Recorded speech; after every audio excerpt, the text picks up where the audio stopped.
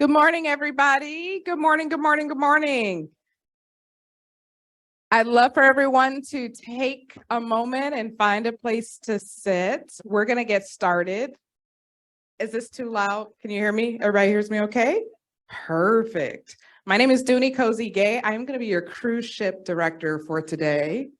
So I will make sure you don't end up on the rooftop with beers or anything like that, at least until the appropriate time, okay? In the mean and in between time, we're going to turn the microphone over to our awesome host. I'd like for you to give a warm welcome to Erin Aleman, who is the Executive Director of CMAP. Thank you so much. Thanks, Dunni. And thanks everyone for being here today in our space here at the Chicago Metropolitan Agency for Planning. We are always thrilled to be a convener, help build partnerships, especially on important issues like accessory dwelling units, affordable housing. And so for those of you who don't know who CMAP is, we're the regional planning agency for Northeastern Illinois. And we were created in 2005 to really combine transportation and land use effectively. So a lot of our budget these days has been focused on transportation dollars, but as I was sharing with Dunni this morning is that we're very excited that the new transportation bill says that regional agencies shall be involved in regional housing strategies. So, you know, CMAP has, and our predecessor agencies have a long history with housing, but we just haven't quite had the funding to be able to bring these things together. And we know it's so important for the way that we think about our land, the way we think about transportation access, to make sure that we're thinking about the people who live in communities and how they're getting to the places that we need to go. And also, we do a lot of work on understanding who's living in this region. And so as our communities begin to age, you know, how we house residents of our region or how we think about people and economic recovery, my microphone got there, how we think about economic recovery and the role that housing plays and stable housing plays is just so important to our region and to our region's success. You know, and I think just personally, one of the things that I've been just so pleased to have personally in my life is that my mom retired, she moved to the region, she takes my kids to school, she picks them up at the end of the day. But, you know, for a retired mom, you know, having her a little bit farther away, I keep saying I need a house that can support my mom. And my mother-in-law just moved from Cleveland to Chicago. And again, I was like, if I could have a place where I could have both my mother-in-laws, maybe I'm crazy. But I probably regret that actually. But you know, when I think about family, right? Having them nearby as they age is just so important. It's good for my kids. It's good for them. And so I think, again, the conversation that you're having today is just so important. And we are excited for you to learn from one another. We're excited about the dozen communities across our region that have changed their zoning requirements to help support greater housing choice in our region. And I think, again, as you think about the seat that you're in, I hope that today you get some takeaways as to what you can do to further our inclusive and thriving region by allowing for all sorts of different housing types. So again, I wanted to just give you a little bit of thoughts as to why CMAP cares about this. Also just welcome you to our space here and hope that you have a lovely day. So thank you so much for being here.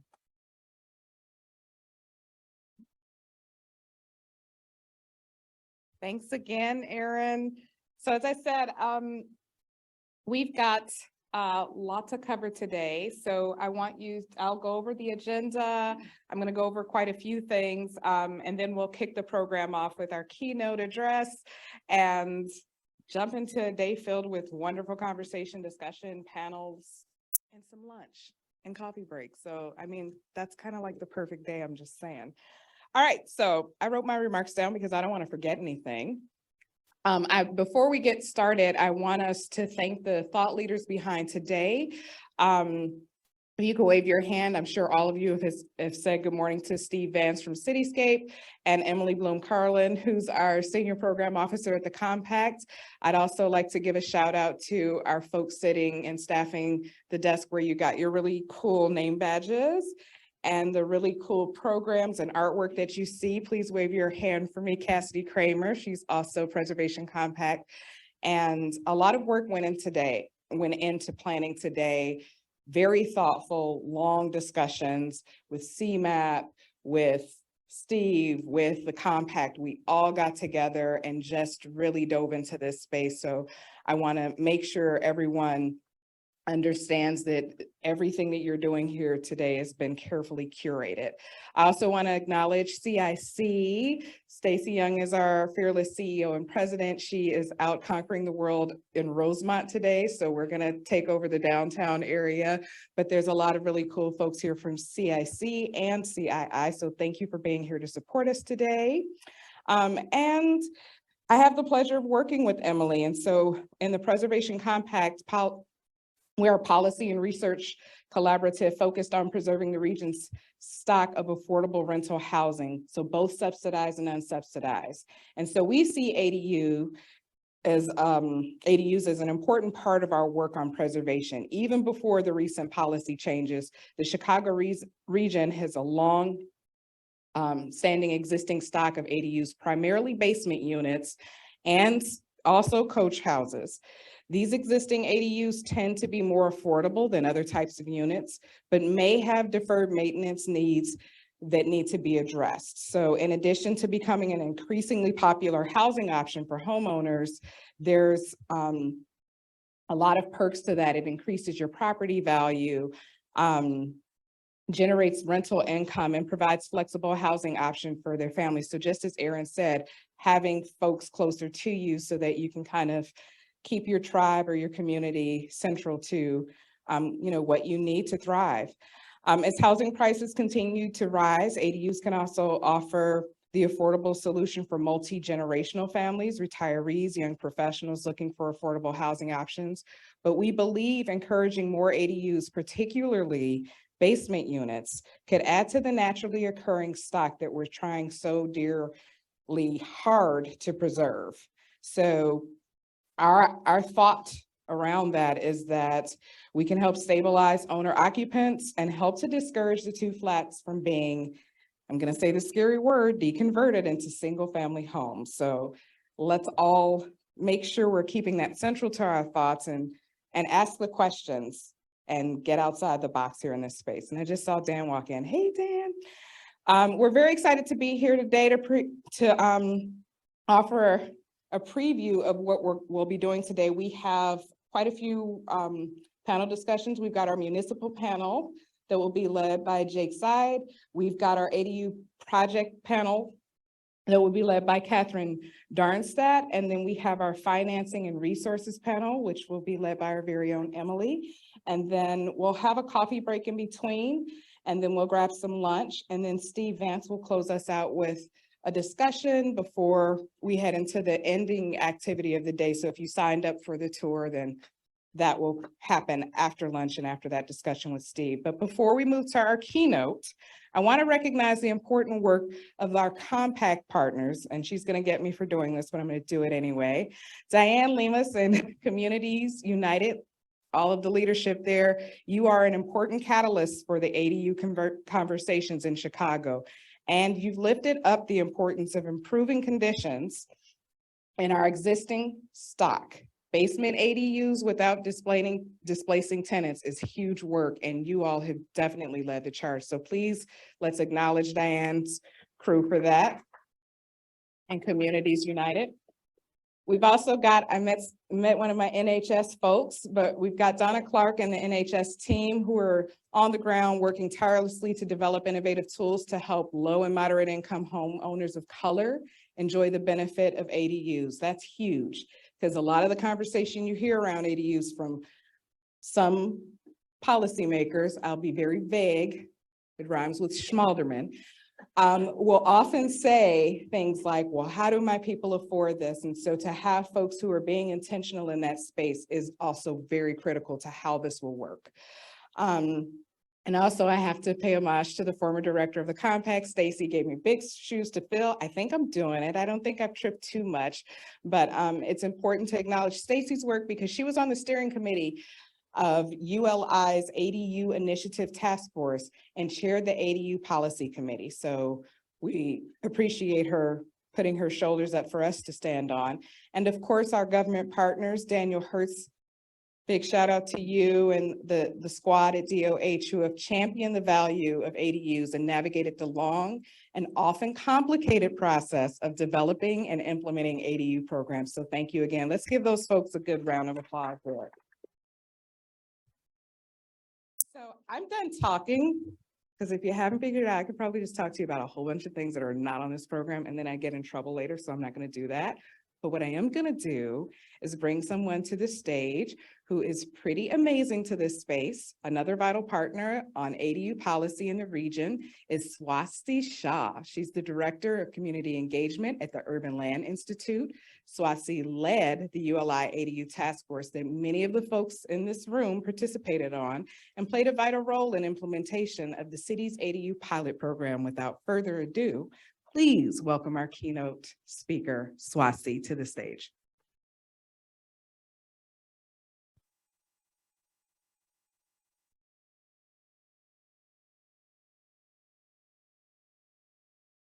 Thank you so much, Dunni.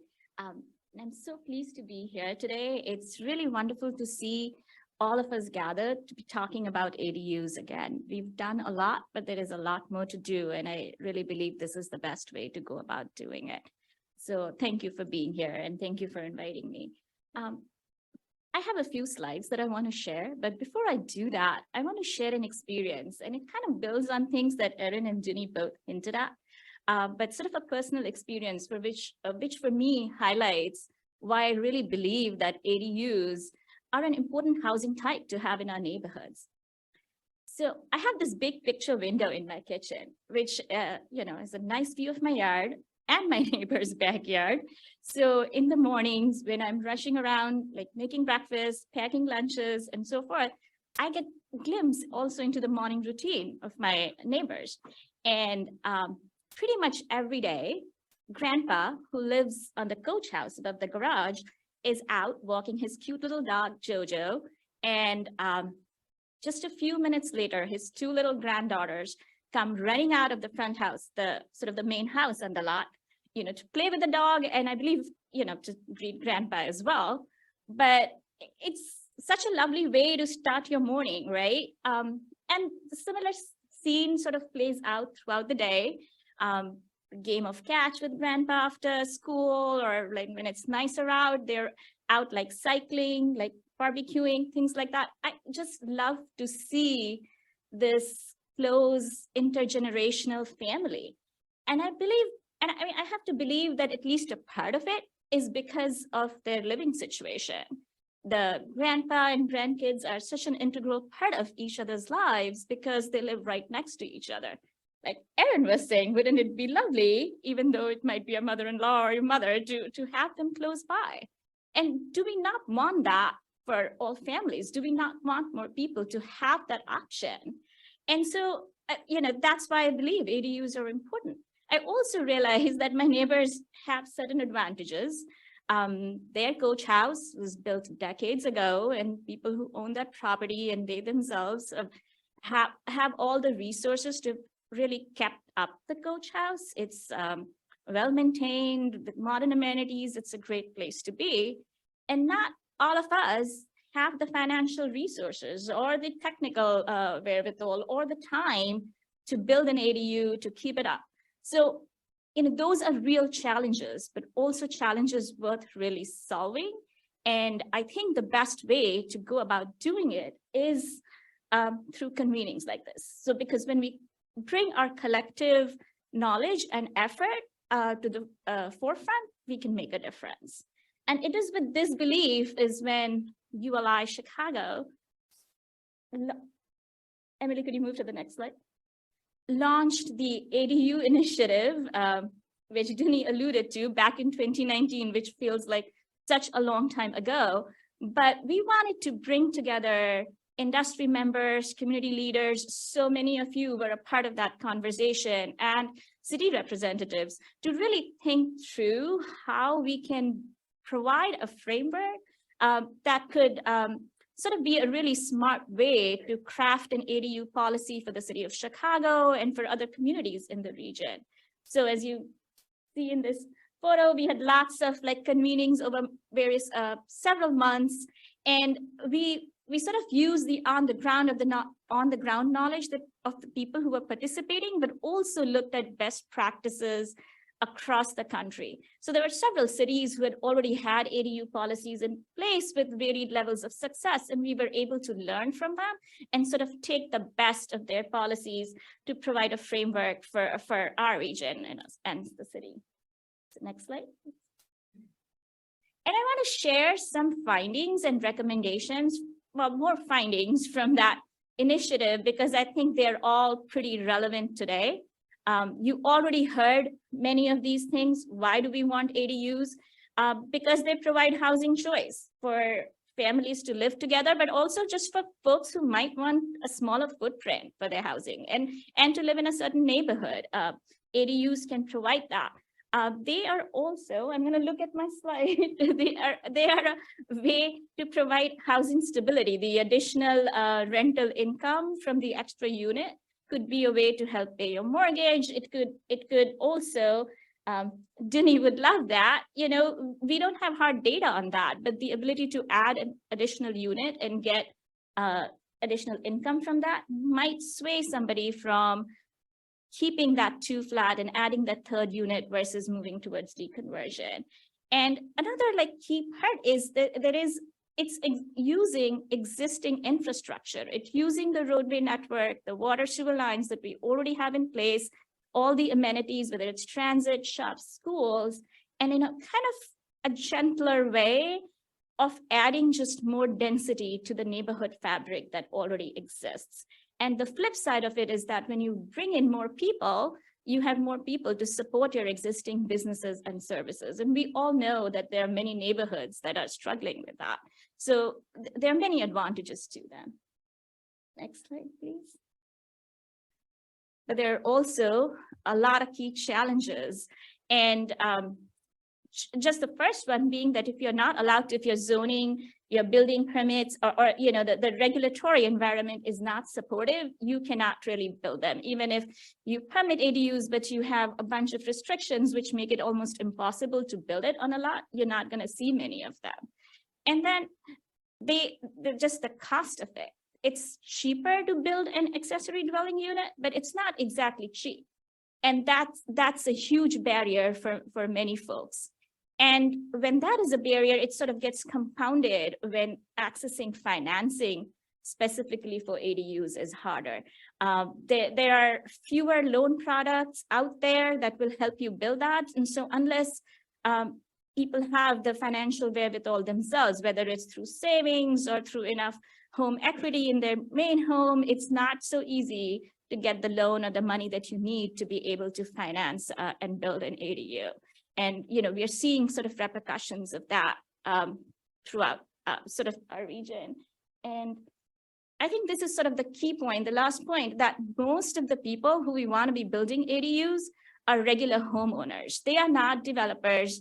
They are not necessarily even professionals in this industry. So it's that much harder for them to navigate all these challenges and to be able to build that ADU.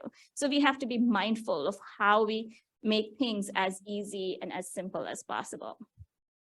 Next slide. This is a great map, which I think illustrates that the potential.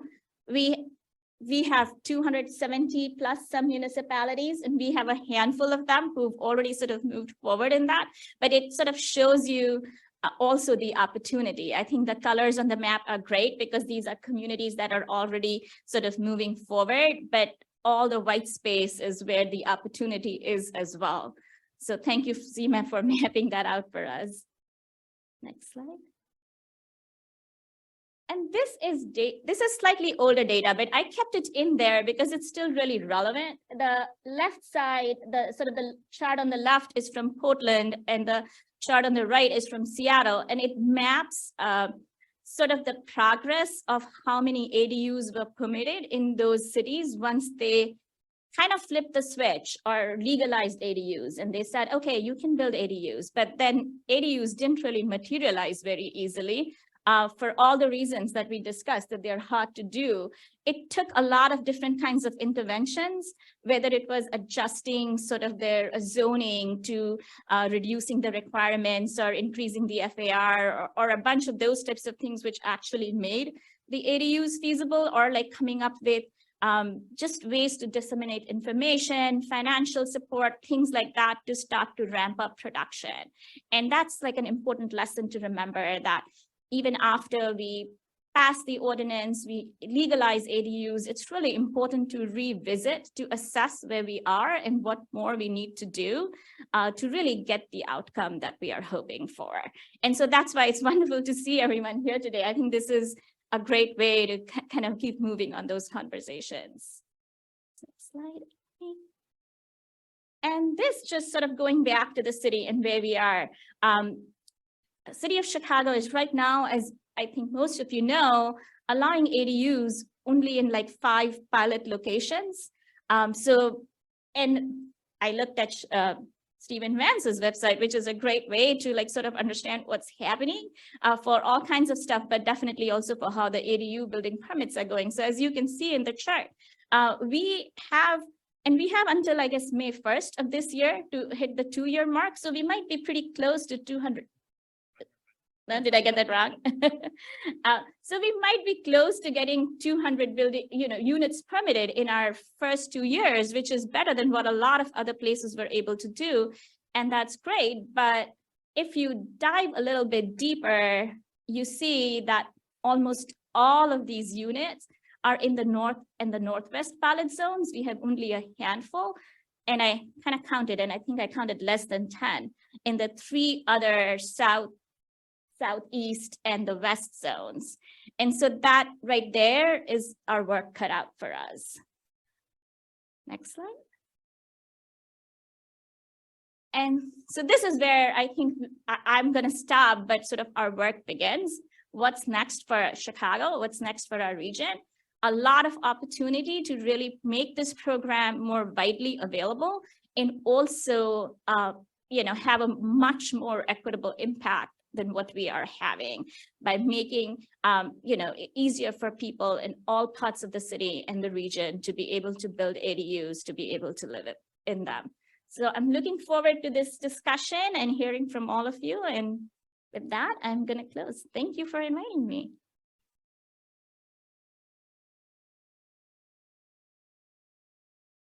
All right. Thank you for that, Swasti.